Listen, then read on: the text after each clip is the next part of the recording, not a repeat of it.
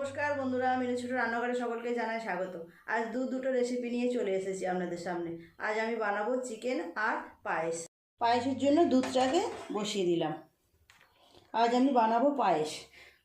আজ আমার কাছে একটা বিশেষ দিন, শুধু আমার কাছে না, আমাদের বাড়ির সকলের কাছে বিশেষ একটা দিন। আজ আমার মেয়ের জন্মদিন। আপনারা সবাই ওকে আশীর্বাদ করবেন, ও যেন অনেক বড় হতে পারে, লেখাপড়া শিখে মানুষের মতো মানুষ হতে পারে, সুস্থভাবে বেঁচে থাকতে পারে। তো তার জন্য অনেক কিছু তো রান্না হবে, রান্না হয়েও গেছে অনেক কিছু। কী কী রান্না করেছি সবটাই আপনাদের সামনে শেয়ার করব। আগে পায়েসটা চাপাবো। এখানে পায়েসের চাল ভিজিয়ে নিয়েছি। পায়েসে দেবো চাল আগেই ধুয়ে পরিষ্কার করে রেখেছিলাম। দুধটা ফুটে গেলে চালটা দুধের মধ্যে দিয়ে দেব। ওদিকে পায়েসের দুধটা ততক্ষণ ফুটুক, আমি চিকেনের মধ্যে কিছু মশলা মিশিয়ে নেব।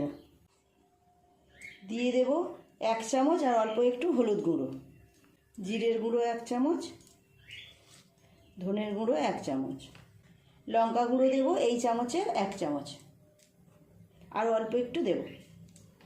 দিয়ে দেব রসুন বাটা এই চামচের 1 চামচ আর 1 চামচ, 2 চামচ রসুন বাটা। আদা বাটা দেব 2 চামচ, দেব 2 চামচ টক দই। সকাল থেকে রান্না হচ্ছে, অনেক কিছুই রান্না করা হয়ে গেছে, আপনাদের সাথে শেয়ার করা হয়ে ওঠেনি। দিয়ে দেব একটু সাদা তেল 1 চামচ পরিমাণ, আর দেব কাশ্মীরি লঙ্কা গুঁড়ো। খুব ভালো করে সমস্ত মশলার সাথে মাংসটা মিশিয়ে নেব। হাত দিয়েই মেশাবো, হাত দিয়ে মেশালে খুব ভালো করে মাখানো হবে।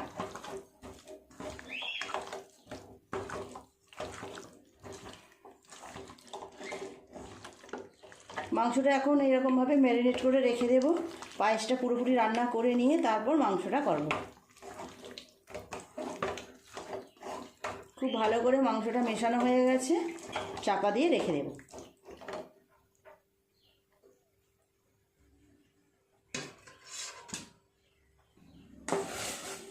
দুধটা ফুট ধরে গেছে। দুধ ভীষণ অভিমানী জানেন তো, যতক্ষণ আপনি কাছে দাঁড়িয়ে থাকবে ততক্ষণ ফুটবে না। যেই একটু চোখের অনড় হবে সঙ্গে সঙ্গে কিন্তু ফুটে পড়ে যায়। কথাই ওই জন্য বলে দুধ চাই সবসময় নাকি ওর দিকে নজর দিয়ে বসে থাকে, একটু চোখের অনড় হলেই পড়ে যাবে। দুধটা ভালো করে ফুটে গেছে, দিয়ে দেব চালগুলো।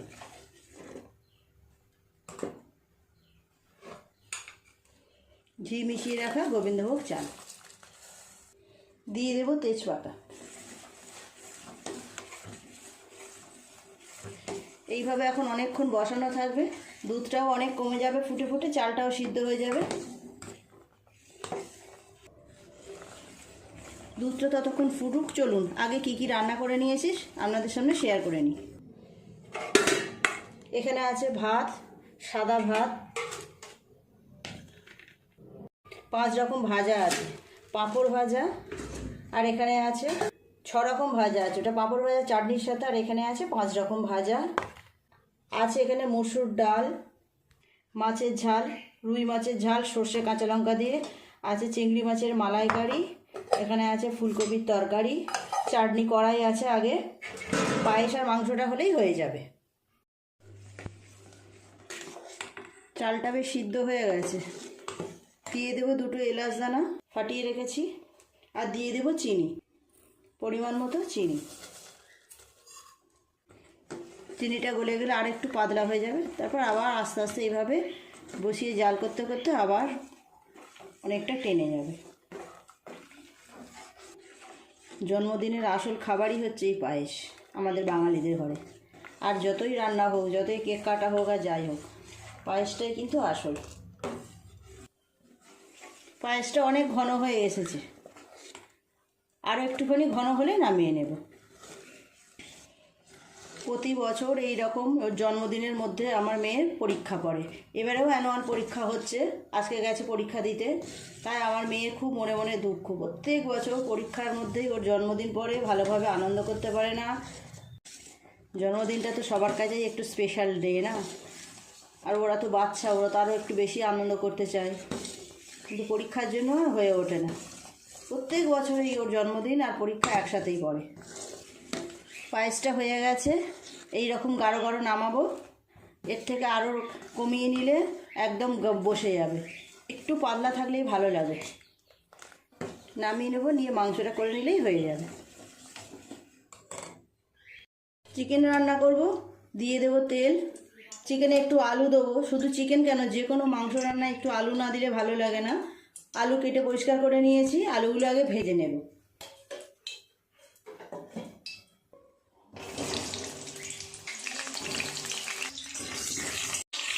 লাল লাল করে আলুগুলো ভেজে নেব। একটু হলুদ গুঁড়ো দিয়ে দেবো, আলুগুলো সুন্দর রং হবে। আলুগুলো ভাজা হয়ে গেছে, তুলে নেব।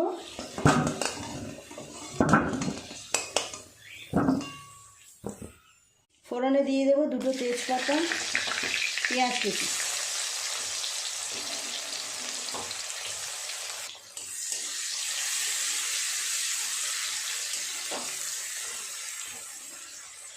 তেলের উপরে দিয়ে দেবো অল্প একটু চিনি, সুন্দর রং আসার জন্য।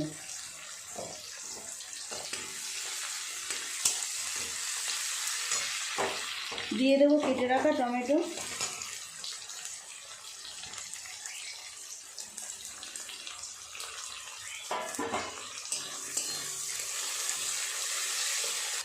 পেঁয়াজ টমেটো খুব ভালো করে ভেজে গলিয়ে নিয়েছি, দিয়ে দেবো ম্যারিনেট করে রাখা চিকেন।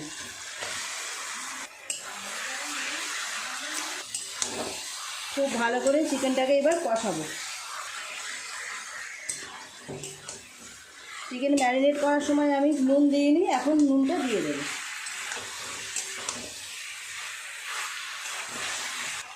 স্বাদ মতো নুন।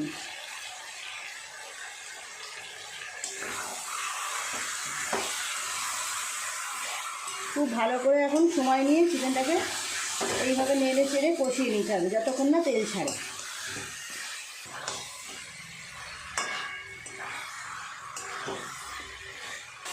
বেশ অনেকটা সময় নিয়ে চিকেনটা খুব ভালোভাবে কষিয়ে নিয়েছি। দিয়ে দেবো এবার ভেজে রাখা আলুগুলো। আলুগুলো দিয়ে আরও একটু ভালো করে কষিয়ে নেব।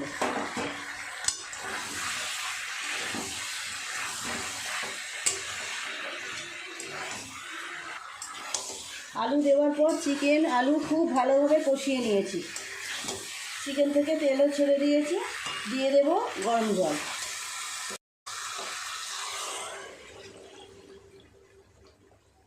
মাংস একটু গরম জল দিলে মাংসের স্বাদ কিন্তু খুব ভালো হয়। চাপা দিয়ে দেবো। 10 মিনিট এইভাবে চাপা দিয়ে রাখবো। মাংস আলু খুব ভালোভাবে নরম হয়ে যাবে। ঢাকাটা এবার খুলে দেখব চিকেনটা কেমন হলো। অনেকটা গ্রেভি কমে গেছে।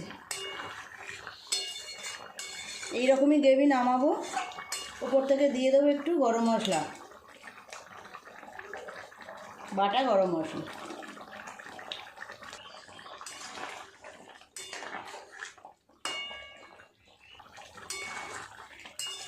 মাংসটা পুরোপুরি হয়ে গেছে, নামিয়ে নেব অন্য জায়গায়।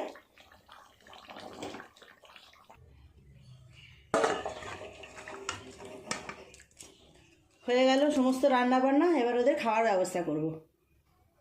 বেলা হয়ে গেছে, এবার খেতে দিয়ে দেব। সমস্ত কিছু গুছিয়ে নিয়েছি, এক এক করে সব কিছু সাজিয়ে দেব।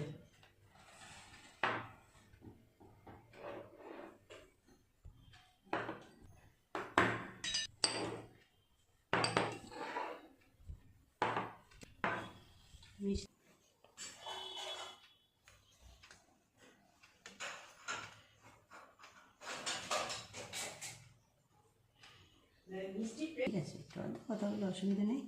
দেখো একটা জল, একটা চামচ দেবো।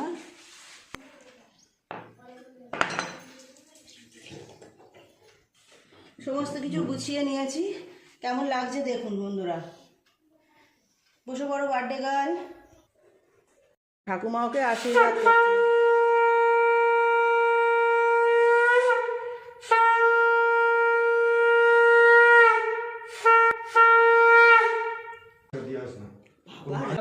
খেয়ে নাও।